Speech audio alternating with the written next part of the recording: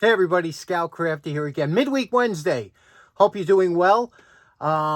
We have an interesting project today, and I hope that you don't know how things are going to work out, but we're going to dive into something electronic. It should be a lot of fun. It's a great piece of hardware from the 40s all the way up. They made them to the 60s. Just a great piece of equipment, and keep your fingers crossed. Let's give it a shot. And let's dive right into it. Okay, what we have here is a beautiful stroboscope. Now, we're just going to see if this thing will fire up or work or whatever today. And if it does, we'll do a full cleanup of this and partial restoration. These are fantastic. And what they do is they flash light at different RPMs to freeze a rotating object to let you know how fast it's going, and also if you wanted to check on something that you can't shut the machine down and you want to, let's say, read the number of a pulley or something, you could do that. I'll demonstrate if it does work, but the first thing we have to do, and I'll show you, you can see here what it says. It says Stroboscope TS805BU, and it was done by the Electronic Brazing Company out of Montclair, New Jersey. This one was made. There was a bunch of these made. They were big in the 40s. This one's filthy, but I don't know. I think this thing might work. But the first thing we're going to have to do, you can see to power it up here, there's a plug, okay?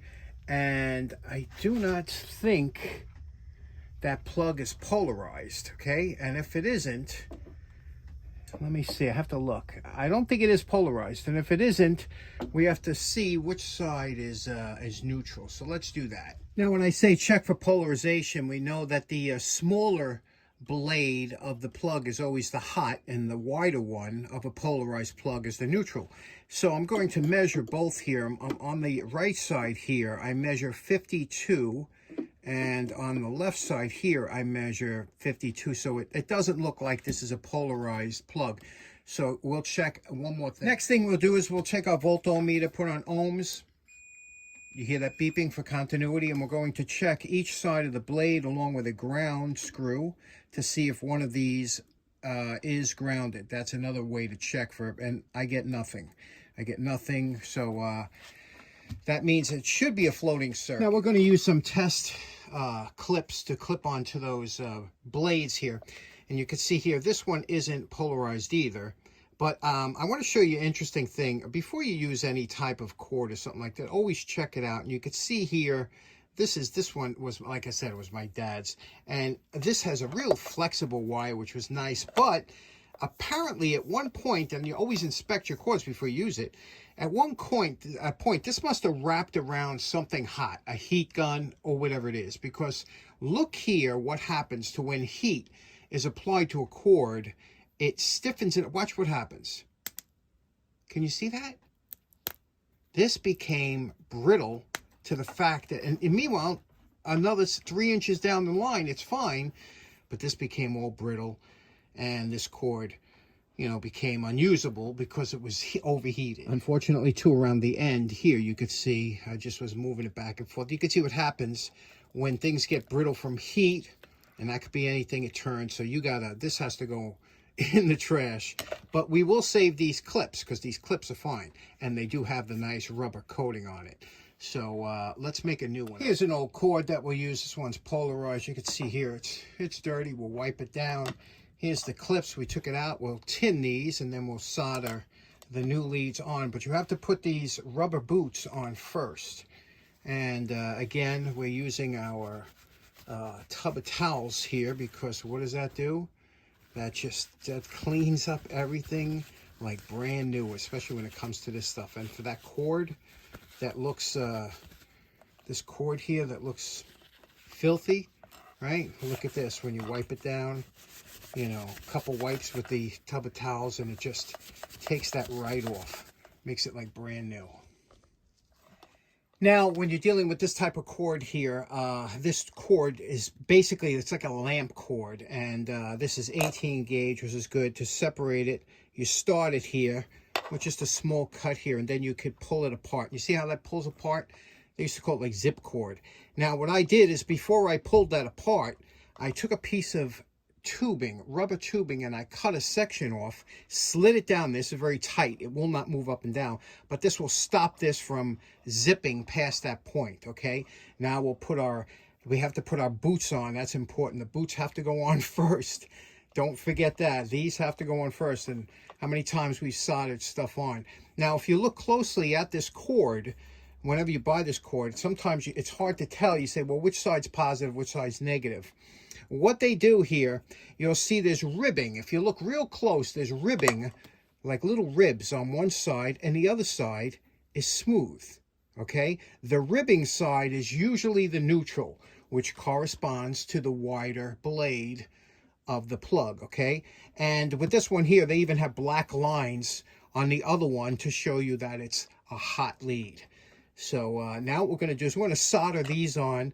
We're going to put these on here and solder them on. We're going to tin these first, and now we'll have some leads that'll last for a while. Okay, this is really not the most ideal way, but you see we have the blades here connected, and we have a dim bulb tester. And what that does is, if there is a short, this bulb will light up, you know, indicating it's a short. And this is the master switch for that. That'll put the current on. I don't know whether I think this is the on-off switch here, and I'm putting it on off. So let's throw the master.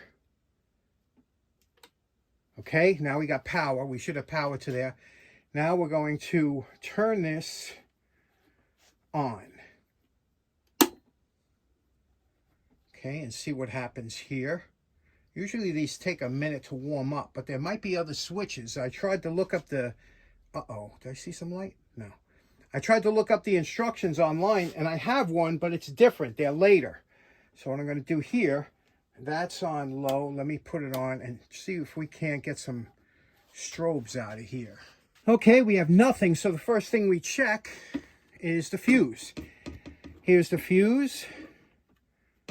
Okay, it's not brown, so that's okay. A little dirty, but it's a very fine, thin fuse. Now to check the fuse, again, we put it on, the voltometer always comes in handy. Put it on continuity here. And we check. I got nothing. So I think this fuse is blown. So let's get another fuse. Okay, we're up in the attic.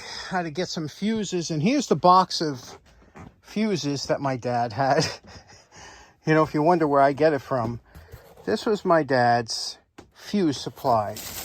Bags of, when I say, you know, all brand, bags of fuses. Because you know what happens, if eventually you run out, you wind up, anytime you see him at a garage sale, so I think I'm set for fuses. Now here's something that you don't usually see often. If you notice here, you'll see, sometimes you'll see fuses say SFE, and sometimes they say AG on it. AG stands for axial and glass. It's made of glass and it's an axial fuse. SFE stands for the Society of Fuse Engineers. Didn't even know there was such a society. And when you see the number following, it's the length of the fuse. So this fuse that we have is an AG3 or 3AG, like this one here. So when I put that fuse on top of this little fuse, now you could see how it goes up to 3AG. That's how you can measure it. Now I could also use a SFE or SFE, Society of Fuse Engineers 20. Again, that's the length, and then just get the amperage. This is a 1 amp fuse, so I can get a SFE 20 1 amp, and it would be interchangeable. Okay, we're back. Ran to my local Radio Shack. Picked up some 1 amp fast acting fuses. This is a 1 amp. And the thing is that, you know, a lot of times when you have old equipment, you don't know if somebody just pulled out, it didn't have a fuse, the proper fuse. So if these keep blowing, it might call for a 2 amp.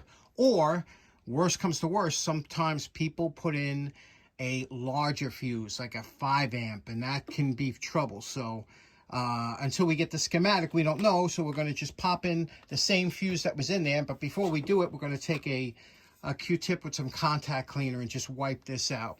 Okay, here we are. Take 2, master on, switch on. And give it some time to warm up. I don't see any light. We'll check the fuse again in a minute if nothing happens, but okay, let's see what happens here. There are some switches I'm not familiar with. We'll give it a second, see what happens. I don't hear any buzzing, humming, or anything. Okay, now I pulled the strobe out here. Okay, you see this is the strobe, and I can't tell if they're good or not. I see a little dark spot, but I don't know if that's bad or good. It's hard to tell. But what I'm going to do is clean these contacts off here and then put it back in and see if anything happens. Here's something really interesting. See, this thing, I thought it was like some kind of switch, but what it is, when you turn it and pull, it is a plug, one of those twist lock plugs. So I'm thinking, is this like an additional fuse? I tried it. I have continuity between this one and this one. I don't know. Anybody ever see one? Anybody ever see something like that? Look, maybe it's a fuse, you know? I don't know. An additional one? Who knows? Okay, now I slid it out of the case. Again, my electronics knowledge is extremely limited. However, sometimes there's something obvious. You know, there might be a secondary fuse in here, or whatever the case, may be. And now, remember I told you the case was all dirty. The case is filthy, so it was left in a garage. So, but the inside is pretty clean. It's. I knew it would be. You know, these things were kind of packed tight, and you could see everything is pretty simple. My buddy Fred is probably sitting there saying, I would love to dive into this thing. You see here we got a couple tubes, you know, four tubes is in here. And then on the bottom, let me flip it over for you so you could see. Check this out. Look how neat and clean. Anybody that knows electronics out there knows that this thing was done super professionally. Look at all the wire wrappings that they use. They wrap the wire every half inch with thread to keep the wire loom. You see that back there? And just beautiful. Look how everything is laid out. I mean, these were, a lot of these were made for the military or whatever, and they are just, what a piece of work this is. I would, you know, love to be able to, you know, figure out what's wrong with it. I do not see anything here that looks out of place, you know. I know my buddy, like I said, my buddy Fred's going, you should change that capacitor. I don't even know what I'm looking at here. However, on the top here, the first thing probably to check out would be, because tubes are meant to be replaced, and they do go. So I would like to test these out on a tube test. I know my dad had one upstairs. I don't even know where it is or how it works. But I wish there was a way to test it. See this here? You know, I know years ago the tubes, and boy, that's in there. That's in there. But you see, GE electronic tube. But you see the tube connections there? You know, that shows you that this was in an environment. When you see that on the tube, it was in an environment that was, but that wipes off with a little contact cleaner or whatever, if the tube is good. But, you know, it looks a little bit, I don't know. Is that a normal thing? I don't get any glow. I have to plug it and see if I get glow. But I'll wipe these off the contacts, put them back in, and see if we get some kind of glow. Okay, good news, or bad news. This switch that says off on, that I thought was turning the unit off and on, it doesn't do anything that I could see, because with it off, it says off, I have power to the tubes. Can you see that? I have a faint glow on these tubes. There's a glow on that tube there. There's a glow on this one here, this tall, see that one? There's a glow there. And this one here, I don't see anything, but, so I'm getting power to the radio. So that's a good sign, you know. It's just, I don't know what, you know, again, I don't know what these, I got to get the instruction manual before I go any further, or somebody will chime in. Also, there was a bulb under here. You see that bulb? There's a bulb under there. Can you see that? That's a bulb that illuminates this dial. That seems to be out. And maybe the strobe, that's a common thing. The strobes burn out after a while. So, input. If you guys have any input, let me know. I'm going to put this back together. Maybe I'll give it a little cleaning, put it back together, and see what we can do. I'm sure we can figure this out together. Okay, remove the paint from the handle. Now we're just going to blue it. Okay, now we're going to deal with the case. The case is absolutely filthy, right? We took the handle off. As you can see, we blued it. Looks real good. Now what we're going to do is we're going to clean this up. We're going to remove anything that we can remove. These have screws. We're going to use a toothbrush or a couple toothbrushes, soft toothbrushes with the pink stuff. Remember this cleaner? And then we're going to get around. We're going to try and get that case back in nice condition. Let's get started. Okay, we removed everything from the stroboscope that we could, cleaned everything individually. And you know my favorite part. Remember what this unit looked like before we started. And we're calling this project done for now until I can get some input from, I know somebody out there is a stroboscope expert, or will be, and let me know. I'm sure it's something simple too. It might be this thing. This might be some kind of flasher or something that spits in there. But anyway, you can see what we did. I restored the case. Look at this. Look how beautiful this is now. You remember what it looked like before with the dirt and the grime. Everything's been cleaned. Everything, all the switch has been over. Look at the lettering. All the lettering was done with, a fine toothbrush and soap going in there. And this is what my dad used to do. This is what he did. He would be so proud of this because that's what he did. He used to take hi-fi equipment and make it like brand new. So what do you think of this? This was, by the way, I paid $10 for this stroboscope. Now, the problem is, you could get one fixed, right? You could spend, but I can buy one like this, $40 working online. They're not a desirable item, but the thing is that I'll find somebody to say, hey, John, you know what that is? That's that, your problem is this or the strobe, but it looks nice now, don't it? With the blue, do you see the blue, the handle there? Instead of trying to paint it again. And I think this really looks beautiful. I love these things. And I'll show you on Friday what they do. Okay, so in closing, I know what you're thinking. You're saying, was that kind of a fail because it's not working? But really, it's not a fail. Everything you do in the shop is an experience, And I'm sure I really have this gut feeling it's a simple thing, but I don't know enough. I'm not going to tear into it. I sure wish I was good buddies with Mr. Carlson. But I'm sure it's something small, and I'm sure I'll figure it out, or we'll figure it out together. But I really enjoyed doing that case over because I think it came out so good, didn't it, compared to what it was. And anyway, thanks so much for tuning in, and we'll see you again on Friday. Take care now. Bye-bye.